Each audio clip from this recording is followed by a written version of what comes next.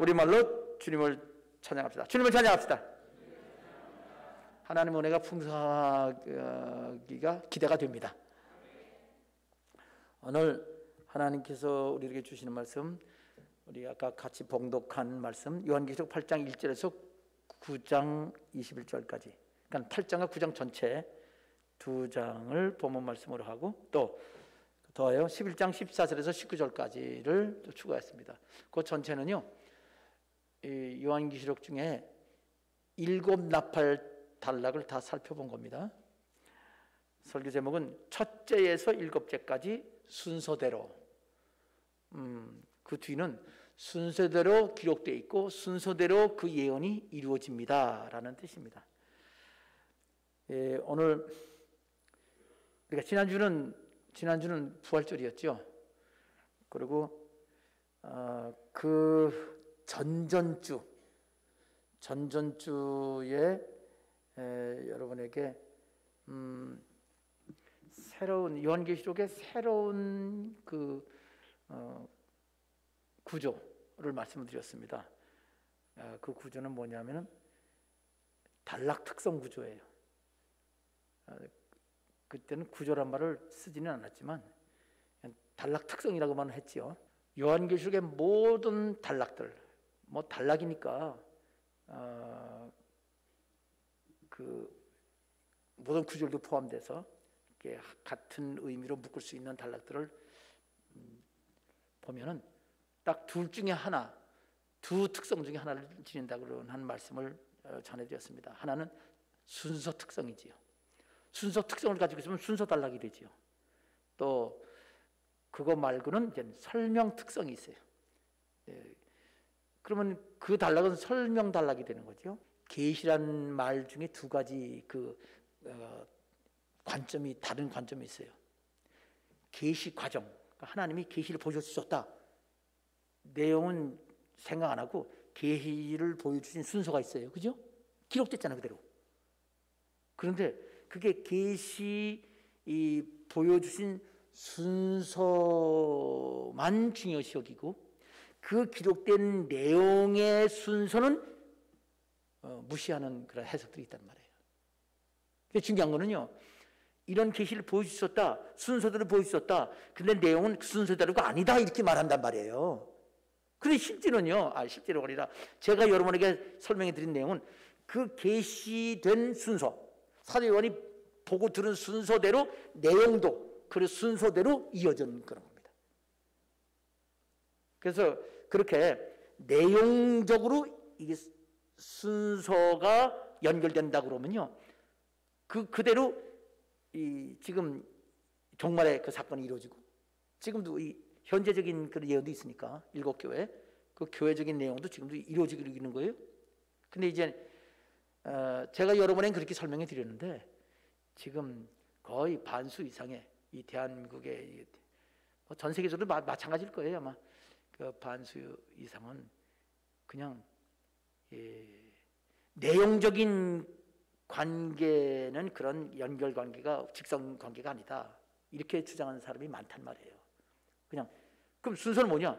그냥 하나님 보여주신 계시 순서다. 내용적으로는 순서가 아니다 이렇게 말합니다. 그러나 계시된 순서가 내용 순서이기도 하다라는 것을 여러분에게 그 지지난번 주일 말씀에 전해드렸습니다. 그거를 설교 제목이 바로 계시록의 단락 특성.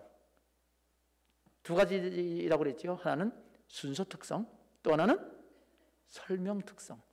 왜 두 가지 나누냐면요, 요한계시록에 있는 모든 내용이 다 직선적으로 연결된 건 아니에요. 중간중간에 설명 부분이 있어요. 사건 연결 그런 내용이 아니라 그 연결된 내용을 중간중간에 설명해 주는 내용이 있단 말이에요. 이렇게 그거는 내려놔야 제대로 계시가 이루어지는 순서대로 이해가 됩니다. 그래서 그 내려놔야 될 부분을 설명 단락, 설명 특성 단락이라고 설명드렸어요. 그걸 구분할 수 있어야 된다는 것이 지지난번 설교 내용이었습니다. 그래서 그것이 단락 특성에 관한 말씀이었어요. 그러니까 지난번 설교, 그냥 부활절 그 전, 바로 그 전에는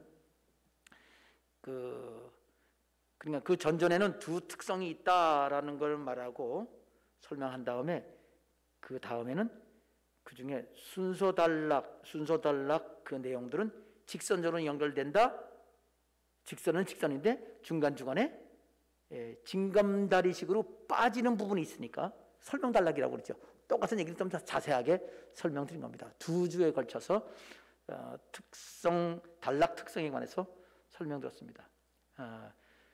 그러니까 그런데요, 이게 왜 중요하냐면요, 어떤 분은 신학자들이나 목사님들이 성경 요한계시록 전체를 쭉 기록된 대로 모든 것 사건이라고 그래요.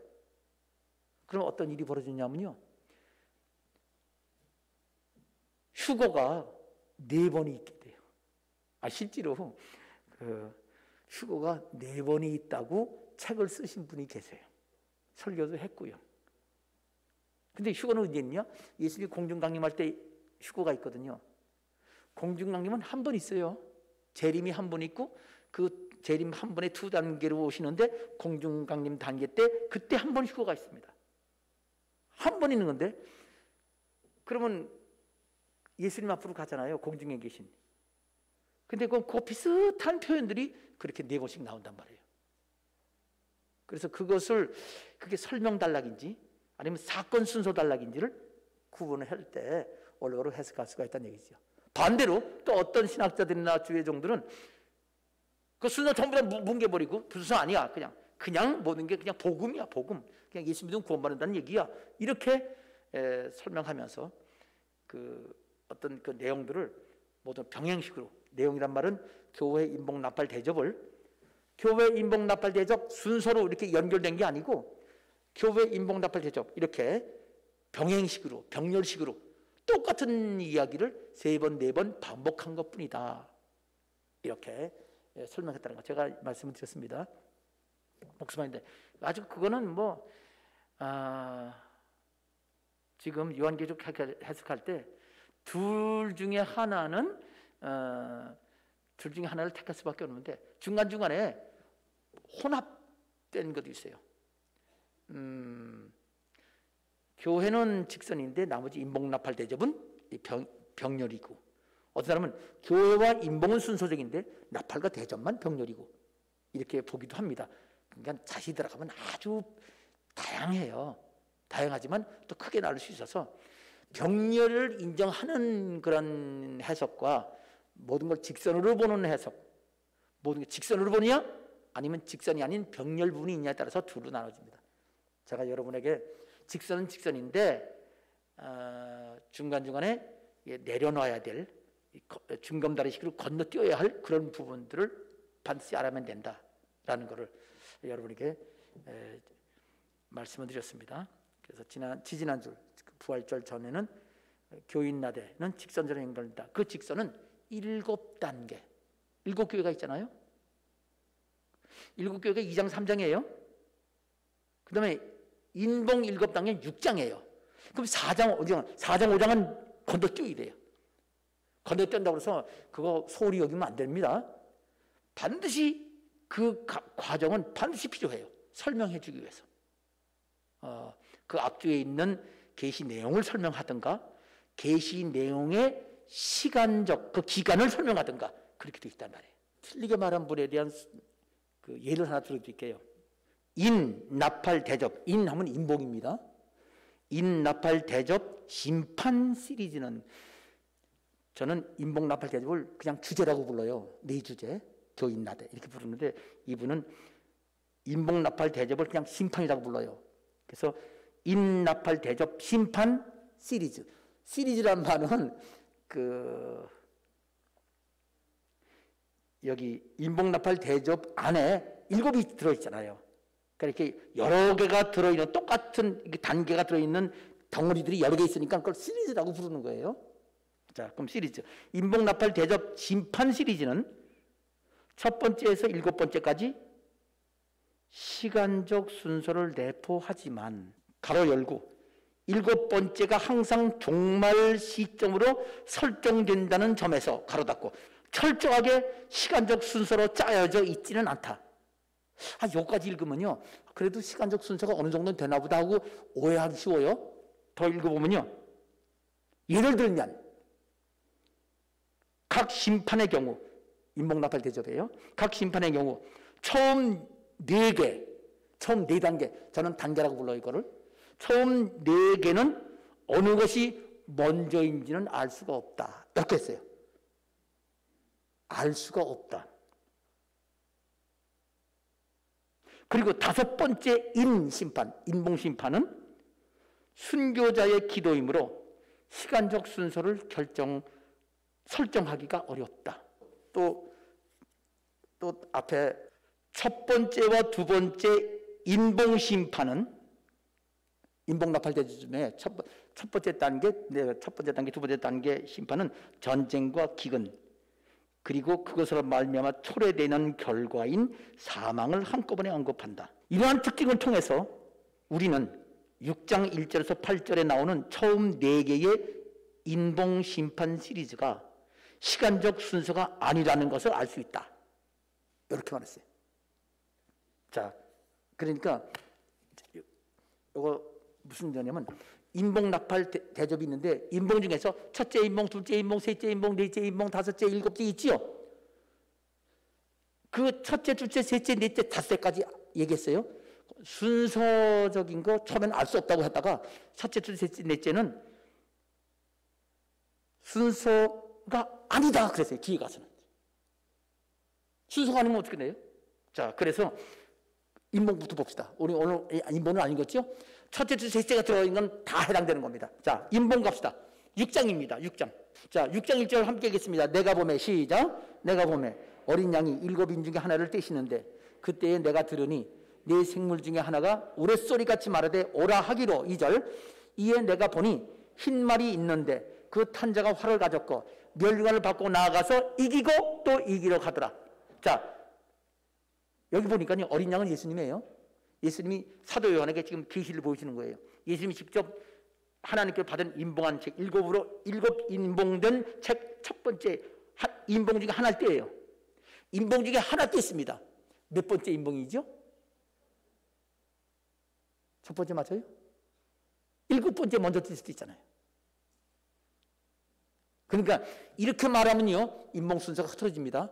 근데 쭉 읽다 보면요, 이거 첫 번째 맞아요. 왜? 그 다음부터 두 번째, 세 번째, 7번째 가니까 이거 당연히 첫 번째를 말하는 거예요. 아니, 만일 7인 중에 하나를 떼시고 그 다음 인봉 떼시고 그 다음 또 첫째, 둘째, 셋째가 없으면 그게 왔다 갔다 뛸 수도 있잖아요. 그렇죠? 그런데 예수님이 첫 번째 인봉 떼시고, 사도 요한을 보니까 두 번째 인봉 떼시고, 세 번째, 첫 번째는 7인 중에 하나라고 그러고 두 번째는 두 번째, 세 번째, 네 번째 그랬어요. 봅시다. 6장 3절. 뭐로 시작해요? 둘째 인을 떼실 때, 둘째라고 명백하게 세컨이에요. 세컨 세일. 두 번째 인봉. 읽어요. 6절 시작. 둘째 인을 떼실 때에 내가 들으니 둘째 생물이 말하되 오라 하니 이에 다른 붉은 말이 나오더라.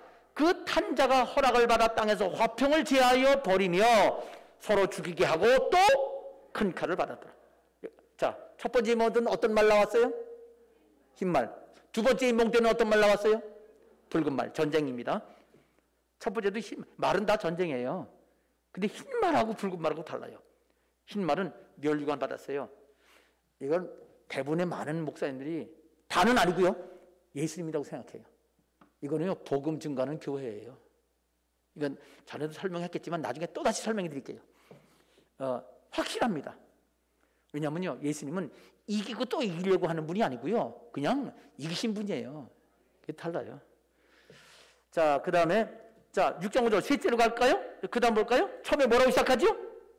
셋째 인이네. 계속 그 다음에 나와요. 둘째, 셋째, 넷째, 7째까지예요. 그러나 맨 처음에 띈 거는 7인 중에 하나 아무거나 띈 게 아니라 첫 번째 인봉이 되는 거예요. 당연하죠? 자, 근데 셋째는 뭐냐면요, 자, 읽어요. 셋째, 시작. 셋째 인을 떼실 때에 내가 들으니 셋째 생물이 말하되 오라 하기로 내가 보니 검은 말이 나오는데 그 탄자의 손에 저울 가졌더라. 내가 네 생물 사이로 나는 듯한 음성을 들으니 이르되 한 데나리온의 밀 한 대요. 한 데나리온의 보리 속대로다. 또 감람노와 포도주는 해치 말라 하더라. 자세한 설명 빼놓고 우리 핵심적인 내용을 보면 셋째인이라고 그랬어요. 검은 말이 나온다고 그랬는데 그 탄자가 저울을 갖고 있어요. 장사하는 거지요. 근데 그 뒤에 나오는 거는 한 데나리온, 하루 일당, 그 당시 한 데나리온이에요. 여기 밀 한 대를 살 수 있다는 거예요. 그 당시 이제 예언의 말씀이 그렇단 말이에요. 그렇게 될 거란 말이에요. 한 데나리온에 보리는 속대예요. 옛날에는 밀보다 보리가 더 쌌어요. 요즘은 어떤지 모르겠어요. 옛날엔 우리도 옛날에는 보리가 쌌었는데.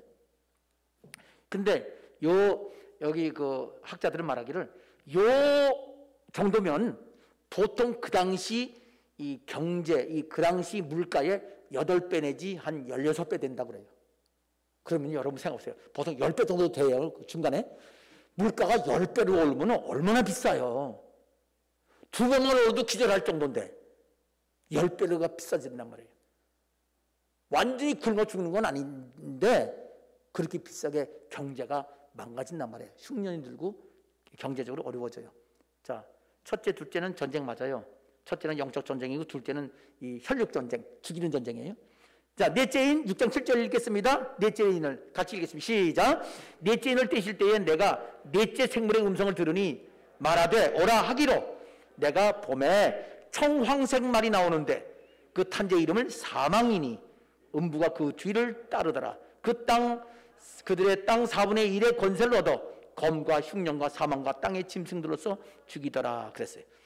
자, 여기 보세요. 그러면 예수님이 첫째, 둘째 인떴다고 그랬죠? 그런데 이게 순서가 어떤지 잘 모르겠다고 그랬죠? 나중에는 순서가 아니라고 그랬어요. 네, 잘 모른다고 칩시다. 그럼 우리가 마음대로 바꿀 수 있다는 얘기예요, 순서를. 예수님이 인봉 떼실 때 붉은 말이 먼저 나올 수도 있죠? 그래야 안 그래요?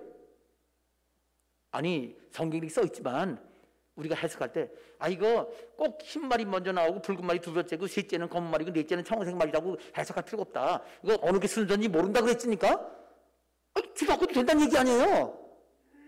그런 얘기니까 그렇게는 안 써요. 예수님이 첫째 인봉 띄는데 흰 말이 나왔어요. 근데 흰 말 다음에 뭐가 나왔어요? 둘째는 붉은 말, 셋째는 검은 말, 넷째는 청색 말. 그런데 어느 게 먼저인지 모르겠다는 거예요. 그럼 처음에 붉은 말부터 나올 수도 있고 아니면 청색 말부터 나올 수 있다는 말 아니에요? 이 말은 그렇게는 안 써놓고 어느 건지 모른다. 순서대로 보지 마라. 말이 안 되는 거예요. 진짜 말이 안 됩니다. 그런데 나중에 어떤 말을 했냐면요. 아까도 말했지만 이렇게 말했잖아요. 그 똑같은 사람 얘기입니다.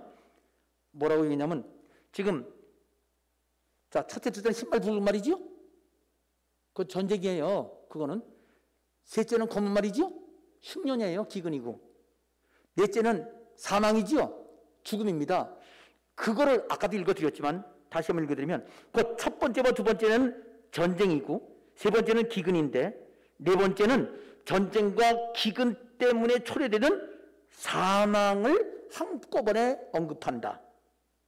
그래서 이러한 특징을 통해 우리는 6장 1절에서 8절까지 나오는 총 4개의 인심판 시리즈가 시간적 순서가 아니라고 알 수 있다.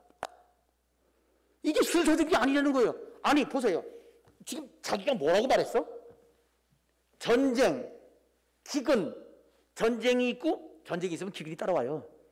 맞아요. 기근, 그리고 당연히 사망이 결과적으로 사망이 되는데 그러면 보세요. 전쟁, 기근, 사망이 순서라는 말이에요? 아니라는 말이에요? 순서란 말이죠. 전쟁, 기근, 기근이 있으면 죽음이 따라오잖아요. 그럼 그게 순서적으로 돼 있다는 뜻이에요. 그런데 결과적으로는 순서가 아닌 걸 알 수 있다고 얘기했다래. 앞뒤가 안 맞는 말을 한 거란 말이에요. 이분 설명은요. 전쟁과 기근의 결과로 사망이 오는데 그거를 한꺼번에 네 번째 인봉에서 한꺼번에 말하고 있다. 한꺼번에 말하고 있다. 그걸 강조해서 한꺼번에 같이 말하고 있으니까 순서가 아니다 말한 거예요. 근데 앞에 거 자기가 말하는 것도 무엇인지 모르는 거예요. 전쟁과 기근의 결과로 사망이 온다? 그러면 결과가 먼저 올 수는 없잖아요. 원인이 먼저지. 그러니까 자기는 말하기를 전쟁과 기근 때문에 사망이 오는데, 근데 사망을 말하면서 전쟁과 기근을 함께 말했으니까 이게 순서적으로 이게 시간적 순서가 아니다라고 말했단 말이에요. 앞뒤가 틀린 말을 한 거예요. 그래서 이게 성경대 순서대로 예수님이 첫째, 둘째 했지만 실제로 어느 게 순서인지 어느 게 먼저인지는 모른다. 나중에는 순서대로 된 건 아니다라고 말하는 틀린 말. 그러니까 아니 예수님이 첫 번째 인물이 흰말 나왔다고 그러는데 다른 말이 먼저 나올 수 있다는 말로 어떻게 해요? 넘어갑시다. 지금 이제 인봉은 끝났어요? 그 정도면 이해되지요? 오케이. 그러면 이제 그만 가고요. 인봉은 거기 하고 나팔로 갑시다. 나팔 갈 때는요. 저기 다른 사람 거 이거 말고 다른 사람 거 읽어드릴게요. 여섯째 인봉은 말세에 전개될 일련의 연속적 사건을 개괄적으로 보여주고 있다. 그러니까 이 사람은 인봉이나 네팔제 전부 다 순서를 모르겠다는 뜻이에요. 근데 이분은 인봉은 순서적이래. 그게 첫째 이는 첫째, 둘째 이는 둘째 이렇게 순서대로 간대요. 말세에 그건 제가 설명하는 것 같아요. 인봉은 순서대로 간다고 그랬어요. 그럼 나팔 대접이 있잖아요, 그죠? 자 봅시다. 여섯째 나팔 7개가 있는데 그 중에 6개는 왜 7개는 빠지냐? 이거는 이 사람도 똑같이 맨 정말 끝으로 생각하는 거예요. 자, 6개 나팔은 순서대로 진행되는 게 아니고, 이거 저 사람하고 좀 다르죠? 6개의 사건이 동시에 일어나는 전쟁이고, 그 한 가지 전쟁인데 여러 다각적인 미연을 써놓은 거다. 6번. 이건 나팔이 그렇다는 얘기예요. 자, 진짜 그런지 한번 보겠습니다. 자, 그러면 나팔로 갑시다. 동시에 있는 일인지 나팔로 가서 보겠습니다. 나팔은 8장부터 시작해요. 오늘 본 말씀입니다. 자, 8장 7절. 뭐라고 써있죠? 처음에? 첫째 선수가 나팔을 부네. 그렇지요. 읽겠습니다. 시작. 첫째 선수가 나팔을 부니 피 섞인 우박과 불이 나와서 어디에 쏟아지네?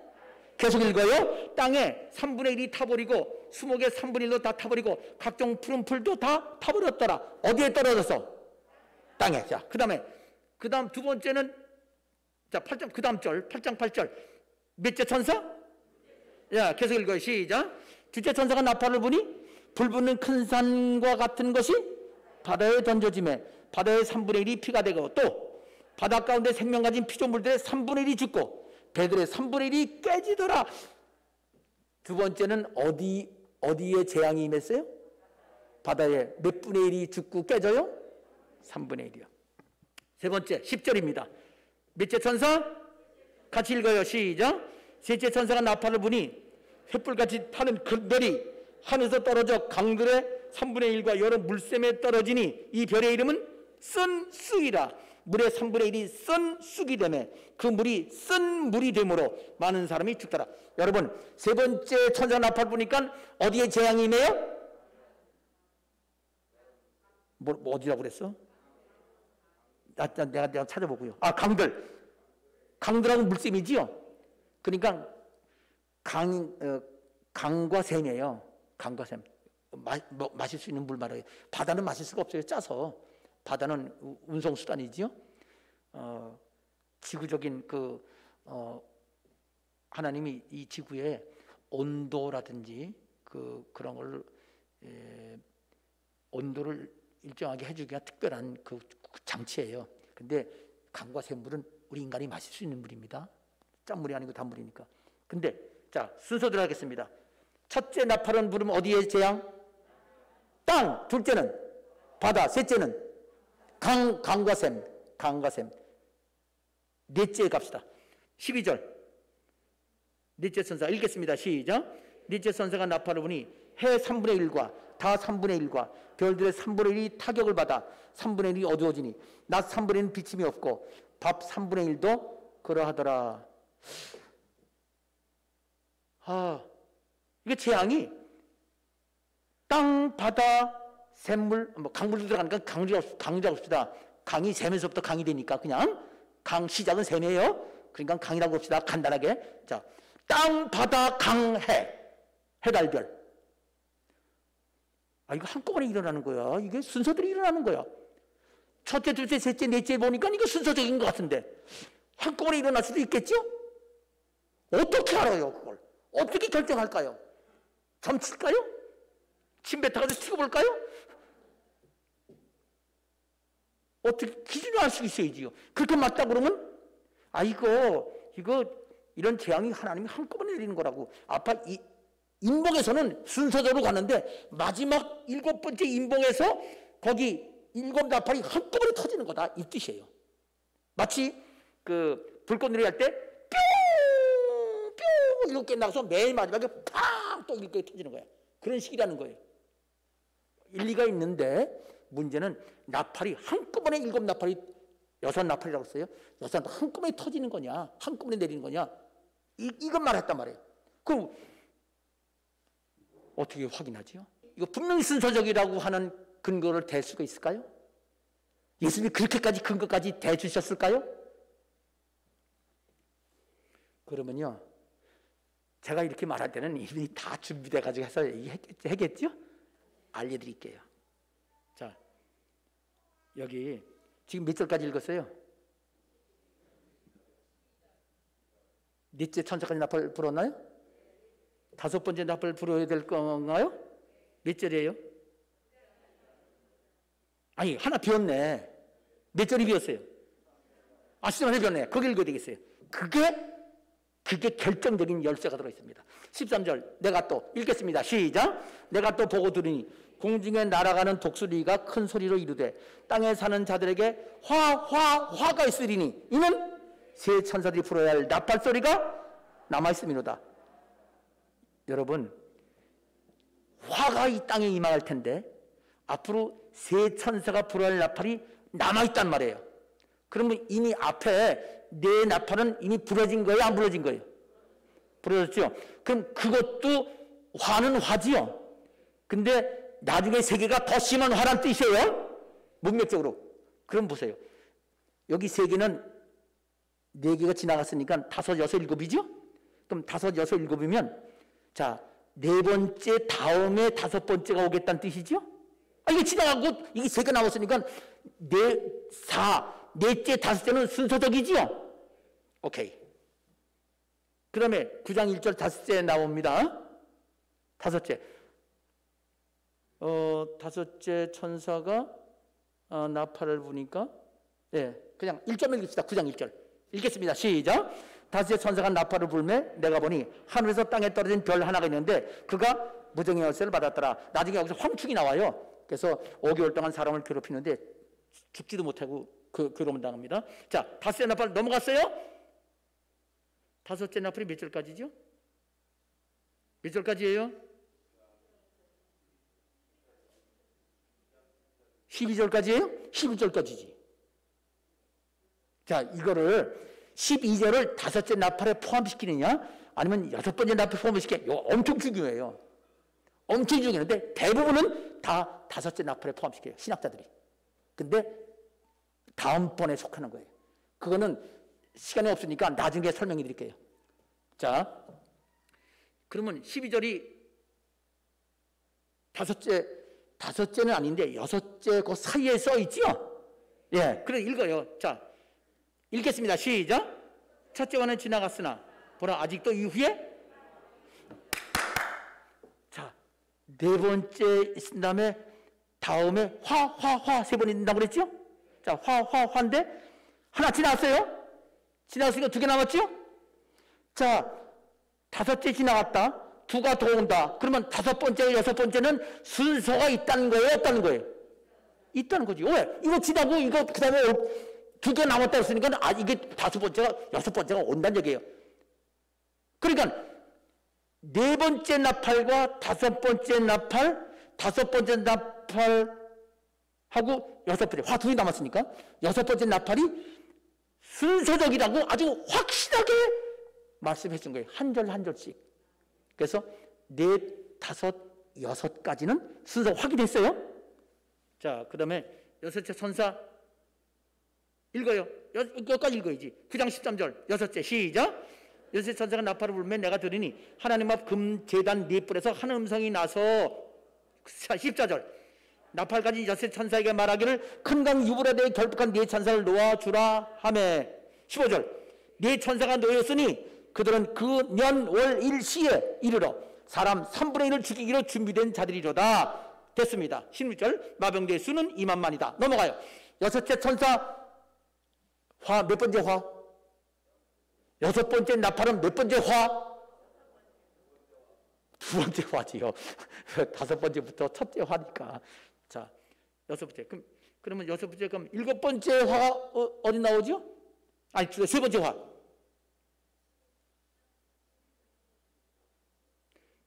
세 번째 화는 일곱 번째 나팔이죠? 아니, 맞지? 세 번째 맞지? 일곱 번째 나팔이잖아요. 11장 15절입니다. 11장 15절 읽어요. 자, 일곱째 시작. 일곱째 천사가 나팔을 불며 하늘에 큰 음성이 나서 이르되 세상 나라가 우리 주와 그리스도의 나라가 되어 그가 세세토록 왕노릇 하시리로다. 아, 이제 찬양이 나옵니다. 그런데 일곱 번째 나팔 불기 바로 직전에 사도 요한은 계시 한 줄을 썼지요. 14절 읽겠습니다. 시작. 제 화는 지나갔으나 보라 그렇게 계시를 전하고 그 다음 일곱 번째 나팔 나왔죠. 그리고 둘째 화 다음에 셋째 화가 오는데 둘째는 여섯째 나팔이고 셋째 화는 일곱째 나팔이지요. 그러면 넷, 다섯, 여섯, 일곱째 나팔은 순서적입니다. 첫째, 둘째, 셋째 화는 순서적이에요. 그럼 다섯, 여섯, 일곱은 순서적이에요. 근데 네 개 다음에 순서니까 네 번째부터 순서적이에요. 목사님, 그러면 알았어요. 네, 다섯, 여섯, 일곱은 순서적인데 앞에 1, 2, 3으로 없잖아요. 첫째, 둘째, 셋째. 오케이. 다시 8장 13절로 갑시다. 8장 13절 다시 한번 읽겠습니다. 내가 또 시작. 공중에 날아가는 독수리가 큰 소리로 돼 땅에 사는 자들에게 화가 있으리니 이는 세 천사리 불어야 할 나팔 소리가 남아있음이로다. 이게 뭐 해결책인가요? 자, 새가 있다고 그랬죠? 세 화. 세 개의 화예요. 근데 화가 세 개의 화로 끝나지가 않아요. 왜? 내가 이 말은 무슨 뜻이냐면요. 그 다음 봅시다. 9장 12절로 다시 가요. 읽었죠? 이것도. 또 읽어요. 읽겠습니다. 시작. 보라 아직도 여러분 화 하나가 지나갔다가 아니라 뭐라고 지나갔다고요? 아니 아까 화 셋이라면서요. 그럼 화 하나가 지나갔다고 그래야지 왜 첫째 화가 지나갔다고 그랬어요? 화 셋은 첫째, 둘째, 셋째를 의미하는 겁니다. 9장 12절에서 아니 8장 13절에서 거기는 첫째, 둘째, 셋째가 없어요. 화가 세 개만 있다고 그랬어. 세 개면은 그게 순서적인지 한꺼번에 나타나는지 몰라. 그런데 9장 12절 보니까 세 화 중에 첫째 화는 지나갔어. 그러면 나머지는 둘째, 셋째지요. 그렇잖아요. 화 둘이 있어. 아직도 둘이야. 둘이 한꺼번에 나오는지 순서적인지 몰라. 그런데 가봐요. 11장 14절로 다시 갑시다. 14절 두 개 남았어. 그러면 둘 중에 하나가 화가 임한 게 아니고 둘 중에 남은 것 중에 하나가 아니고 뭐라고 돼 있어요? 둘째 화라고 돼 있어요. 둘째 화라고 돼 있어. 읽어요 같이. 둘째 화 시작. 둘째 화는 지나갔으니 보라 셋째 화까지 나오네. 8장 13절에서 세 화라고 말하는 게 그냥 세 개가 한꺼번에 나타나는 게 아니라 순서대로 첫째 화, 둘째 화, 셋째 화다. 세 화는 세 개로 끝나는 것이 아니라 순서대로 그 다음 9절, 두 구절에서 첫째, 둘째, 셋째라고 나왔어요. 그건 순서대로 되는 거지. 근데 나팔은 한꺼번에 나타난다고 그래 있잖아요. 자, 다시 지금 읽은 거 무슨 화? 첫째 화. 그 다음 첫째, 둘째, 셋째가 순서적인 거예요? 한꺼번에 나오는 거예요? 첫째, 둘째, 셋째도 순서적이에요. 그 서수, 순서를 나타내는 첫째, 둘째, 셋째는, 그래서 이 세 개가 첫째, 둘째, 셋째도 순서적이고, 넷째, 다섯째, 여섯째, 일곱째도 순서적이고, 세 규절만 갖고 그렇게 다 해결되는 거예요. 이야, 참 예수님이 엄청나게 절약했어요, 종이를. 짧은 세 절로 그걸 다 끝냈어. 설명 없어. 그냥 딱 그 사건만 했는데 그게 벌써 이 모든 사건을 말해 주기는 거예요. 그게 눈에 보여야지요. 보이니까 내가 어떻게 설명을 안 해요. 그래서 첫째부터 일곱째까지는 말 자체가 여기 그렇게 썼으니까 처음에 첫째, 둘째, 셋째 화가 있다 그렇게 안 하고 세 화가 있다 해놓고 그 다음은 하나씩 하나, 첫째, 둘째, 셋째 이렇게 말을 했습니다. 여러분, 내가 미리 이거 말하기 전에 첫째, 둘째, 셋째 화 말하기 전에 아니 예수님이 첫째라고 하면 첫째지 왜 그게 어느 게 먼저인지 모른단 말을 어떻게 하냐, 제가 그렇게 얘기했잖아요. 그리고 증명해 줄 겁니다. 성경을 있는 그대로 보면 되잖아요. 근데 그거 왜 틀릴까요? 안 보이니까. 그건 어쩔 수 없어요. 자, 오늘 이렇게 해서 결국 성경의 요한계시록에 첫째라 그러면 첫째고, 둘째라면 둘째고, 셋째라면 셋째고, 넷째라면 넷째다. 이걸 여러분에게 증명드렸습니다. 제가 이걸 설명 안 하고 어떻게 넘어가겠어요? 그러니까 오늘 여러분에게 말씀을 드렸기 때문에 그냥 요한계시록은 그렇구나. 근데 목사님 그거 첫째 둘째 알았어요. 근데 오늘 좀 마음에 평안과 기쁨과 감격이 넘치고 복 받겠구나, 그런 감동이 있었으면 좋겠습니다. 아까도 말했죠. 기본이 중요하다. 왜 중요한가요? 누가 무슨 학위를 가졌든지, 얼마나 머리가 똑똑하고 좋은지, 그거밖에 없이 여러분은 항상 성경을 직접 확인할 수 있다는 거. 할 수 있습니다. 성도들이 할 수 있어요. 할 수 있어야 돼. 그래야 이단에 안 넘어가. 이단에 넘어간 사람은 거의 대부분이 다 원래 정통 교인들이 다 넘어가요. 왜? 성경 해석하는 거 안 가르치거든. 그리고 올바로 분별하는 거 안 가르치니까. 그러니까 여러분, 그래도 우리 교회에서 신천이 넘어간 사람이 2사람이 있다는 거 제가 말씀드렸죠. 그렇게 말씀을 가르쳐도. 자, 이제 여기가 그러면 이제 그 말씀을 항상 해야 되겠구나, 말씀을 잘 봐야 되겠구나. 또 한 가지 더, 마지막 결론, 이건 적용입니다. 여기서 우리 뭘 할 수 있나요? 내가 성경을 이해하지 못해도 성경은 확실한 거로구나. 이 말씀은 진짜 말씀 알면은 1.6도 변함없는 말씀이고, 그 말씀을 믿을 수 있는 말씀이라는 걸 우리가 이렇게 해서 알 수 있잖아요. 성경 말씀대로 예수님이 가신 대로 믿어야지. 아멘입니다. 요한계시록 말씀을 누가 딴 사람이 말하는 틀린 말 듣지 말고 말씀 그대로 믿고, 하나님 말씀을 믿고 기도하면 하나님이 응답해 주십니다. 그렇게 믿고, 그러면 아멘 복 받았습니다. 복을 받아야 돼. 복을 제일 많이 가지고 있는 사람은 예수님이에요. 그분이 왜 이 땅에 오셨어요? 우리 구원하시려고. 우리 왜 복을 구원해요? 왜 우리 복 받아야 돼? 우리 주위에 죽어가는 사람만 해서. 그것 때문에 말씀 그대로 믿고, 하나님 나 주님께 쓰임 받고 싶습니다. 근데 난 능력이 없습니다. 열심도 없습니다. 전도하려면 벌렁벌렁 떨리고 가슴부터 떨려서 전도를 못합니다. 그러니 하나님이 저는 아무것도 못하고 그냥 가만히 있을 수밖에 없는데, 하나님 힘드시면 할 수 있습니다. 망치가 무슨 일을 하겠어요? 사람 손에 잡혀야 망치가 일을 하지. 하나님이 저를 잡아서 저를 잡히는 대로 잡히겠으니 저 쓰세요.